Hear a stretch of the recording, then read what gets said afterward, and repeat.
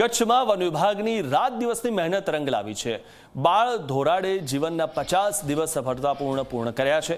Jump start project હેઠળ જન્મેલું ધોરાડ હાલ તંદુરસ્ત અને લુપ્ત થતી પ્રજાતિને બચાવવામાં વન વિભાગે સફળતા મેળવી છે। બાળ ધોરાડ પર સીસીટીવી મારફતે વન વિભાગની નજર છે।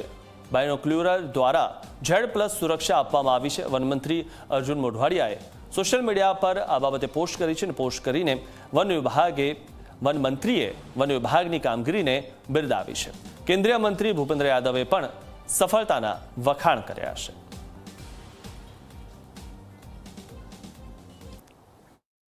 જમ્પ સ્ટાર્ટ ટેકનિક દ્વારા જે બચ્ચાનો જન્મ થયેલો આ જમ્પ સ્ટાર્ટ ટેકનિક દ્વારા આ બીજા બચ્ચાનો જન્મ થયેલો છે અને આ બચ્ચાએ સક્સેસફુલી આજની તારીખે જ્યારે આપણે આ ચર્ચા કરી રહ્યા છીએ ત્યારે 50થી વધુ દિવસનો સમય પસાર કરી ચૂક્યું છે અને એ ખૂબ જ પ્રોટેક્ટેડ એન્વાયરમેન્ટમાં સુરક્ષિત રીતે વિહરી રહ્યું છે।